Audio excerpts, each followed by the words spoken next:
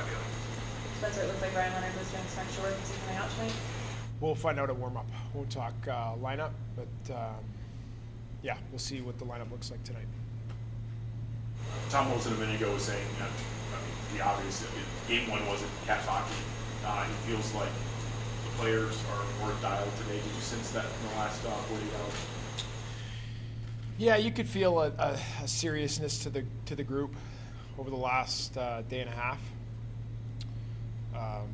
which is no different for our team. Like I felt like that all year. Is when we don't play to our standard, it bothers our group, whether it's game 14 of the regular season or it's game 1 of the second round of the playoffs. So there's a focus and a seriousness to the group of we need to correct some things and make sure that we're a lot better tonight.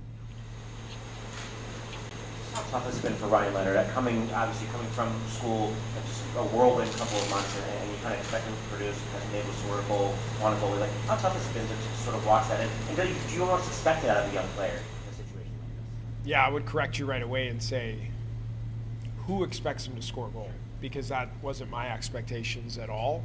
If he does, that's not to say that he can't or you don't want him to, but him coming to our team after his season ended and coming to the NHL level, I had no preconceived notions or fantasies that Ryan Leonard was going to come in and dominate the National Hockey League this time of year, and especially in the Stanley Cup playoffs.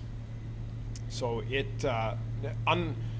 not unlike any other player, it's a process as a young player coming to the AHL or, for that matter, the NHL, which is significantly more difficult. And we and I will treat him the same way from a standpoint of the development process for young players inside of our organization, whether they start in Hershey or they start in Washington, is exactly that, a process. And we will continue to work with all of our guys, but specifically young guys are at the forefront of that, of making sure that every day that they're getting the necessary attention and communication of what they need to do to just continually improve. And they will, and that's why we draft and why the players we bring in are such quality people, is because they want to put that work in on a daily basis. And then sooner or later you see growth.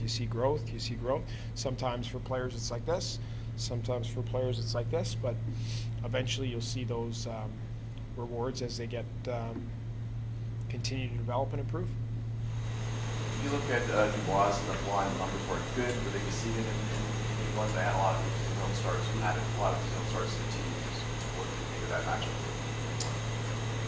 Tom, if we went through all of the matchups and looked at the numbers, Those were the most listed on the most. Yeah. They also had the most obviously zone starts. Yeah, tons of D-zone starts. Our whole team had tons of D-zone starts. Almost to a line got crushed. Underlying numbers. Lars's line gets a little bit of the benefit of the doubt from some deployment that I helped them with, but it was not pretty. So do I put that, did I look at, to your question, was there anything inside of their line that really stuck out as struggling?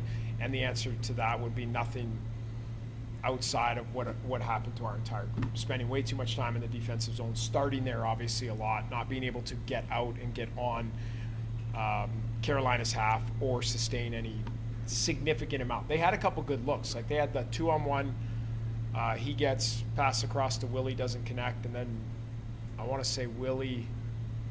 Yeah, I think they had 2-on-1s where they get decent opportunities. But yeah, it just wasn't good overall.